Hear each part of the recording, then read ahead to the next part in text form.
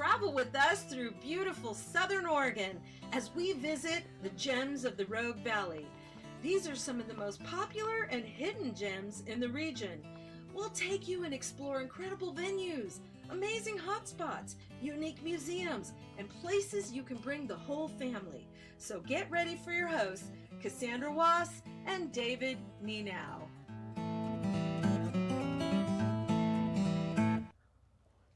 Hey, welcome to Gems of the Rogue Valley. Now today we have something which I think is a hidden gem. This is a place on the SOU campus, and for me, I just thought it was part of the campus, right? I didn't know that this is actually a place that the public can go to. So today we have our host, our guest today is Scott Malbaurn. He's the director of the Schneider Museum of Art. Yes, we're talking about the Schneider Museum of Art, which we have in our town. Yeah. So I'm your host, David Nienow. And I'm Cassandra Wass. So get that out of the way. Let's get that out of the way, and get to talking to Scott. Yeah. So I read online that you are actually a real artist. You've come here from New York City, and that you actually are were made a permanent director. Correct. Yes. Right. Yep. So tell us a little bit about that, like coming from the East Coast all the way to the West Coast. Sure. Many artists today are wearing multiple hats. Mm-hmm. As an undergraduate student in Baltimore at the Maryland Institute College of Art, I joined a co-op gallery called the H. Lewis Gallery, and kind of got a taste a little bit of what it was like to be on the other side of the gallery scene. And then when I went to graduate school in New York City, I interned for a gallery, and some other individuals who worked for galleries asked if I would curate exhibitions for their commercial galleries. Wow. So I would organize exhibitions, not out of the sake of wanting to become a curator. Right. I was going to graduate school for fine art painting. I was making my own work, showing work represented by a gallery in Brooklyn. But you wear more hats. Artists are writing art criticism, artists are curating exhibitions. So that kind of continued, and I took a job at the Isamu Noguchi Museum working in the curatorial department there, as well as the collections department, and got a little extra taste of what it's like to work in the museum world in those departments. Once again, not out of the sake of this is what I want to do for a career, but out of this is what we do as artists. We work day jobs, and that can be in the arts or not in the arts, until perhaps that one day you're in the right place at the right time and you no longer need to have a day job and you're represented by a gallery making a living off of your artwork. For sure. But, depending what type of artist you want to be. So I enjoyed the curatorial aspect.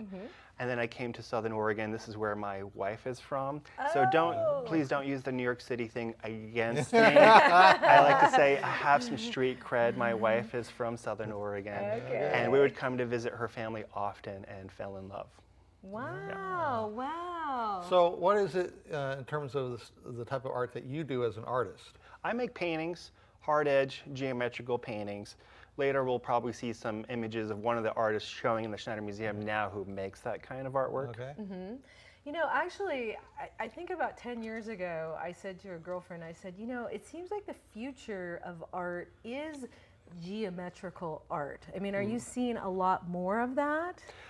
Today, you see everything. Still, you still see everything.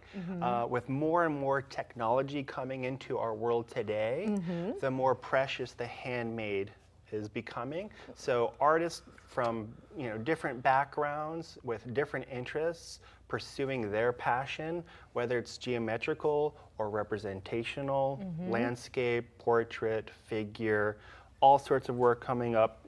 It's all being shown. Wow. Yeah. Wow. Now, I understand that the Schneider Museum has just celebrated its 30th anniversary. That's right, 30 years of art. Yeah. We just had our Pearl anniversary. Wow. Isn't there a big gala that went on? We had one happen on Saturday, June 10th. It was the first sort of fundraiser the museum has had in about 6 years. Oh, it was extremely successful. Wow. We sold out within a week. I think next time we don't even need to print invitations, just word of mouth and sell it. Well, I remember as a student going to the university that I remember seeing the Schneider Museum being built. and going through the museum at its first exhibition. Yeah. You know, so it's always been it held a special place in my heart as an alumni. Yeah. Since it's gone through 30 years now, what is it that you see in the future for the museum? Well, in the future, you know, when we go into work every day, there's the day-to-day that we do. The museum has one full-time employee, that's myself. We have a part-time office manager, a part-time preparator, and then we also have students that work with us. They have peak program positions, which are sort of semi-professional positions, and then we have work-study positions for those students. So when we come to work every day and do the day-to-day, we also think about the future. We think about, you know, what do we want to see in 10 years from now? How can we expand and grow? You know, we offer hands-on educational activities. It'd be great if the museum had its own classroom. Our storage facility for our museum's collection is bursting at the seams. Really? It'd be great to expand our storage facility to collect more work for the museum.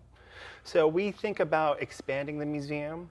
We also, sort of as you mentioned earlier, a hidden gem. Yeah, it's a hidden in gem. Ashland. And you know, there are many community members that I have had conversations with about, you know, what do you think about the museum? What are our strengths? What are our weaknesses? So some of the weaknesses are we're hard to find. Yep. Yeah. We have a wall right on the corner that kind of Yep. says university students only, keep Yep. out. So those who, you know, unlike you, David, who know the museum is there, driving by, they do not know. And the city of Ashland has a law. We cannot put signage facing Siskiyou. So what we'd like to do is actually dismantle the wall and turn it into stairs that just trickle down to the corner, which would offer a view. And I find that the parking situation right around that area is not the easiest situation. It's not the easiest, you know. In towns like this, many of our, you know, patrons want to be able to pull right up front. You know. Well, and it's intimidating because you pull onto the campus and you're like, okay, now like, can I park? Do I need a permit? You know, do I need to go get a, you know, so if we could just pull into a lot, that would be super cool. But I'm thinking more galas. More galas, and let's put a red carpet. I will come on the red, I'll interview you. Okay. I'll interview people. Let's do it. I know. We can interview people. We can just be like the Met Gala, right? We could, exactly. In Ashland, and, why and not? I think that's what the museum had in its inception when it first came on. For sure. It offered the community a time and a place to get dressed up to the nines and celebrate and come together. And actually, as I recall, when the museum was first opened, you still had a much smaller, older art building that was like right below it, but it was much easier to see as you were driving by. And now you've got a much more expanded art building that replaces that old building, but it makes it difficult to see the museum now. As you're driving by. That corner is called the Center for the Visual Arts, which is part of the Oregon Center for the Arts. So the OCA houses theater, music, and creative arts. So the Center for the Visual Arts, we have an art building, the Mary Nady building, and across the street from us is the DeBoer Sculpture Building. Right. And we do want to take that wall down somehow, some way, have the stairs trickle down. So we have the Mary Nady building and the art building sort of like arms stretched out. And there is parking behind the museum. There is 1 hour parking spots. There is, yep. And when those are full, across the street from us in the Cox Hall parking lot, there is a metered lot. You know, it's about, I think, $1 an hour. So that's Not good. bad, not bad. Well, we need stairs. Yeah. Stairs. Anybody watching, stairs, so that we can really make this into an amazing museum. Now, the museum has, for as long as I've known it, to be a free, open museum to the public. Correct? We are free and open to the public. We cater both to community groups as well as academic groups. I just want to say, I was shocked by that because my son and I went over there to take some pictures, but of course we were on the outside and I had no idea that I could walk in. I thought, you know, I don't know, I've got to pay or it's closed, and so now I know. I just walk myself right in there and just, you know, start having an afternoon of art. Yes, You know? I've been with the museum for 2 years now. In my first year, I've met many community members who either A, did not know we had a museum in Ashland, or B, knew that we had a museum but did not know it was free and open to the public. When is it open to the public? Oh, yeah. It's open Monday through Saturday from 10 a.m. to 4 p.m. Okay. During the school year, we extend our hours on first Friday until 8 p.m. And also, once a season during the school year, we will run the all-aboard trolley to connect the Schneider Museum community to the downtown gallery community for the gallery walk, gallery crawl. Okay, well, this is just perfect because I'm going to ask you about all that. And I love this idea of the trolley. So you do have monthly events, and I saw online that you have a Tuesday tour. Every Tuesday at 12:30, you could just show up and we'll have a docent available, and at 12:30 that docent will give a tour, walk through the exhibitions, which I think is wonderful because there's always nuances to the work, additional information that audiences love to hear about or to ask questions, and the docent most likely can answer those questions. That's great. And the other thing is you guys do a First Friday. We do. So what do you do on your First Friday? Because everybody's downtown, so they Everybody's can go uptown. downtown. Well, during the school year, for myself, once again, I've been there for 2 years now. Okay. The students started doing open studios, and the students would have exhibitions in the art building galleries and in the Marion 80 building galleries, and they wanted to participate in First Friday. But of course, everybody's going downtown because they want to visit their favorite restaurants and cafes as well. So the idea was, well, let's collaborate with some of the galleries, and we can offer free parking at the university behind the museum. Okay. So, and so you can park your car, come to the museum, see the gallery shows, go to the student galleries, the student studios, which is wonderful to see artwork in the making by the university students, and then hop on the trolley, which will take you downtown. We'll usually have 2 or 3 stops on the trolley, so it runs about a 20 to 30 minute loop. And when you're ready to come back to your car, the trolley will run till 10 p.m. So plenty of time to visit your favorite galleries, go to your favorite restaurant, grab a bite to eat, a glass of wine, come back to your car on the trolley, and then off you go. And do you have like some cheese and crackers that I'm trying to entice them. Come on, what else do we got some free food over there? More often than not, we will find a wine sponsor. Wine sponsor. And of course, if we're offering wine, we're going to offer food as well. Food. So yes, come on down to First Friday at the Schneider Museum. For the summer, we usually don't do First Fridays because the students, it's such a low residency at the university that we'll save those funds for the school year. Right, okay. Well, speaking of schools, one more thing. So I know I've seen the big sign, and my son gets notices at school. You guys have a family day. We do. Yeah. We get a generous grant from the city of Ashland, which supports our free family day. So usually once a month on a Saturday from 10 a.m. to 1 p.m., we'll have a local artist who will come up with a hands-on activity that relates to the exhibitions, and we'll have an education coordinator, one of our students, one of the Peak Program students, who will come up with in-museum, in-gallery activities from scavenger hunts, other types of activities that kids and their parents could have fun. It's a great way to, on a Saturday, if you're out and about, stop by and engage with the exhibition. And it's a good way for kids to learn a little bit more about the artwork with these hands-on activities. And so if you want to learn more information about the activities of the museum, you guys have a website? We do. Oh yeah, we can pull it up. Can you guys pull up the website? Great, there it is. Then there's a phone number. sma.sou.edu, and give a call. And also, you guys have an awesome Facebook page. We do. There's We have so much great Facebook, Instagram, Twitter. Our social media is Schneider MOA, so for Museum of Art. So if you're on social media, check out that handle. Right. Follow our Facebook. If you go to our website, you can also sign up for our e-news blast. Right. Right. That'll keep you in the loop. Right. Okay, so let's see here. Oh, let's talk about how to get involved with the museum. Yeah. So there's different ways you can get involved, like you can become a member. You can become a member, you can become a volunteer. Okay. We are extremely dependent on our volunteers. Really? Our docents, if they're not a student, they are a volunteer. Okay. Community member. All right. Yep. Okay. And are there benefits to being a member? There are benefits to being a member. Okay. You know, we are free and open to the public, so you don't have to worry about that.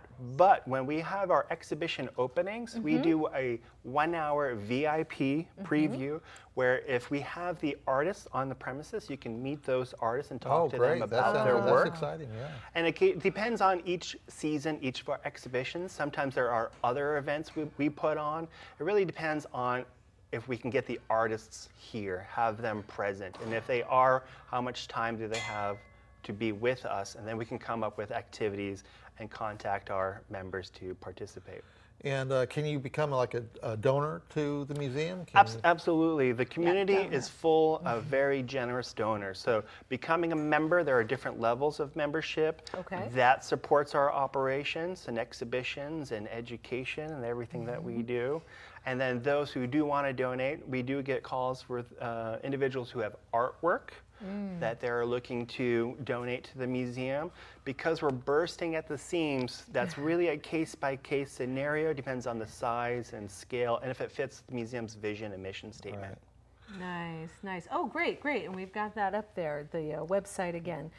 So, did you have any more questions on that one? Well, in terms of like artists that might be also alumnus of the university, and they wish to they want to find a facility to have like their an archive of their art stored somewhere.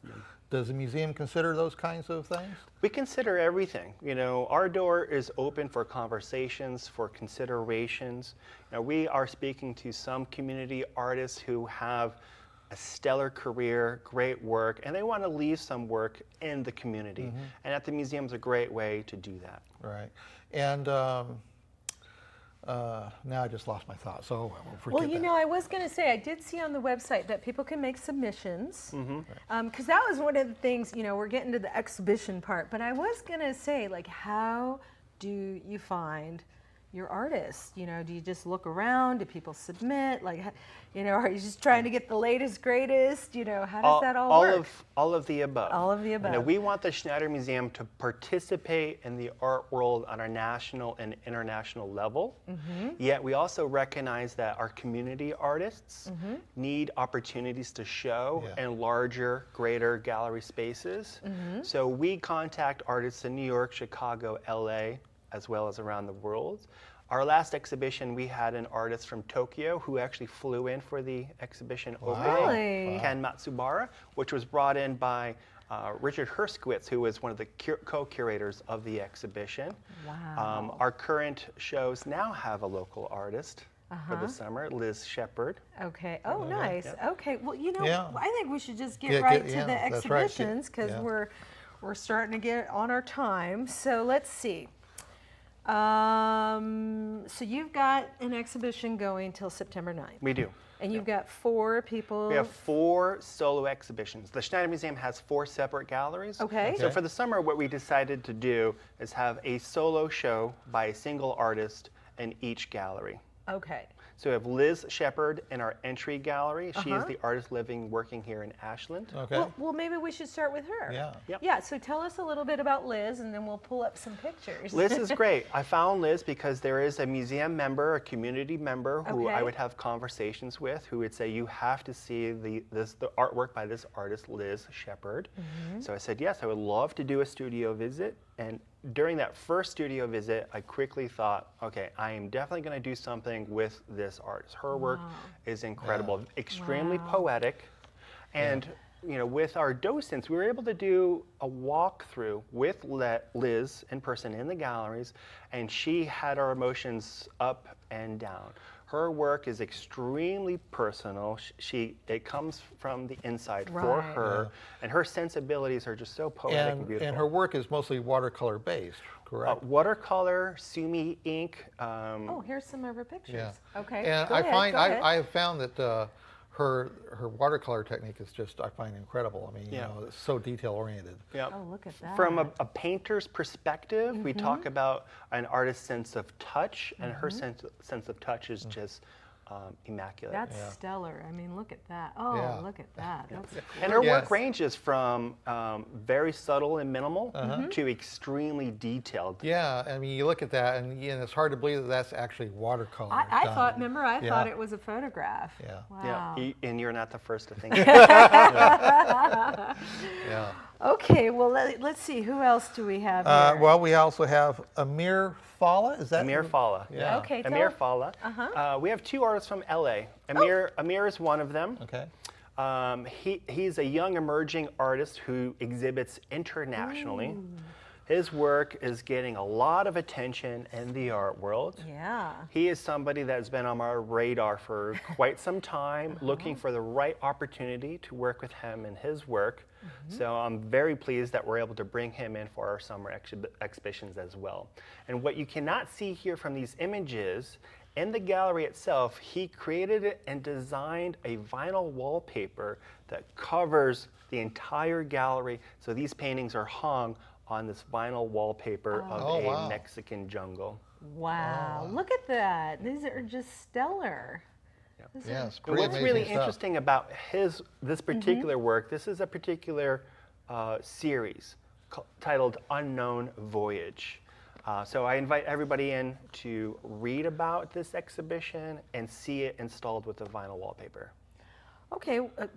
So I'm going. Yeah. So So, let's get to the next one well, we here. have, Let's Topher see. Chin. Topher Chin. Topher is the Okay. second artist from Los Angeles. He is the hard-edged geometrical minimal artist. Okay. I found him through conversations with Amir. So working with an artist who's showing Yeah. internationally, I asked Amir, do you have artists that you would love to show with? Yeah. So he gave me 4 names, and from those 4 names, I chose Topher. Wow. Because not only is he making work, traditional painting on canvas, painting on paper, but he's also doing large-scale murals. So he executed 2 site-specific murals for us in our main gallery. So they're giant murals, so it really feels like you're There it is. stepping Wow, right there, yeah. into Wow. one of his paintings. So that's 32 feet long. Yeah, that's. You I are mean, stepping it's- in. Yeah, when I walked in there for the first time last week, I was just like amazed at the sheer size of those pieces. And so those were actually specifically made for this. Specifically designed. He showed up to paint those himself. Wow. And educationally, it gave Yeah. our students working in the museum an opportunity to meet and work with this artist. We Right. had one student who at the beginning of the school year did some projects based off of this artist's artwork. She was able to connect with him on social media, meet with him when he came to the Schneider Museum to paint his murals, and assisted him over a week. Oh, wow, that's really cool. That's a great opportunity. What a great opportunity. Yeah. Yeah. All right, well, let's see. Last, we've got Ryan Schneider. Yeah. Is yeah. he related? He is not. No, that is that's Oh, coincidental. wow, look at that. So as you can see here, with each of the 4 galleries, each gallery is distinctly different. So Yes. stepping from Liz Shepard in the entry, where we have the subtlety on the white paper, Topher Chin's large murals in the main, then we're going to go into the Heider Gallery, and you're just hit with color and oil paint on canvas or linen. And he lives and works in Joshua Tree. Really? But he was living and working in New York City for many years. He's also a very successful young emerging artist, exhibiting internationally. And he's been in Joshua Tree for 2 years now, and all of his work deals with the flora and fauna he is seeing there. Oh, wow. Oh, that look Wow, how that's look just- how gorgeous that is. Yeah. Is that like It's the really, bunny painting? the Look at colors that. are so outstanding and so dramatic. And it's just, vibrant, yeah. right? Exactly. We did what I would consider a slight overhang in that gallery because we really wanted patrons to come in and be hit by color and see the texture of the oil Yeah. paint and some of the large-scale paintings. And so the museum, basically, I mean, it covers a wide range of formats of art. Right? It does. It has it evolved into this contingent path of contemporary art. A lot of living, breathing, working artists today. It's great for our community members, our community artists, to meet artists who are exhibiting internationally. It's great for our students who are studying art to meet these artists. We have part of our programming is that we do free and open to the public visiting artist lectures. Wow. So we'll have them come in and talk about their work for an hour, either formally in a lecture hall or informally in the galleries. That's terrific. Yeah. Wow. I mean, there's just so much you're offering. I want to ask you this question. Do students get to put their stuff in the Schneider? No, right not necessarily. now? There's not really a rule. We've exhibited some alumni work. Okay. Okay. But we have beautiful galleries in the CVAs, in the art building in Marion 80, that the students use for their exhibitions. They will organize group shows. Faculty will organize group shows of student work. They will have their capstone exhibitions shown in those galleries. And those galleries are also available to community artists. They can go onto the website and see how to submit to show in those galleries. Okay. Now, does the museum also, does it like offer like tours to schools and community groups? And Absolutely, absolutely. Many field trips, elementary through high school, from around the road. We have students who come up from California. Wow, really? Yep, exactly. Oh So, my you know, gosh. that information is once again on our website. If anybody wants to organize a docent-led tour beyond a Tuesday at 12:30, we can schedule another day, another time, and line up one of our docents. great. Well, and so my next question is, Yeah. so like you can rent the facility, right? Is there like space, like you rent it for parties, or do you rent it for a wedding, or do you rent it for like, you know, just to show your artwork? Well, it's a case-by-case scenario. There are many nonprofit groups or organizations sometimes looking for a larger meeting space, a larger Sure. reception area. Okay. So depending on the exhibitions we have installed and what, you know, these different parties want to use the museum for. You know, if all of the work is framed behind glass, there's not too much concern. But if we have sensitive, delicate work on show and somebody wants to have a, you know, a kids party, you know, we might not probably. be, you know, we might have to turn those requests Yeah, down right. because protecting the artwork is a major Yeah. priority. Absolutely, absolutely. Well, you know, I think we're almost out of our That's- time. that's right, yeah. But I have to say, I think people in the community, you know, take your afternoon, pretend you're in New York City, but you're in Ashland, and go and visit the Schneider Museum. Yeah, it really is a great, wonderful facility here in the Valley. Definitely deserves all the promotion that it can get. Yeah, and we really, you. really want to thank you, Scott. Thank you, Cassandra. Thank you, Yeah. David. It's Because a you are pleasure. so awesome, and we're so glad to have you Thank in you. the Rogue Valley. And you know, Yeah. well, here we are, another gem, a hidden And gem. That's right. So we want to thank everyone for watching, Right? and thank our crew for helping with the show, for producing another episode of Gems of the Rogue Valley. Yep. And so I'm your host, Cassandra Wass. And I'm David Nienow, your host. And we will see See you next time. time.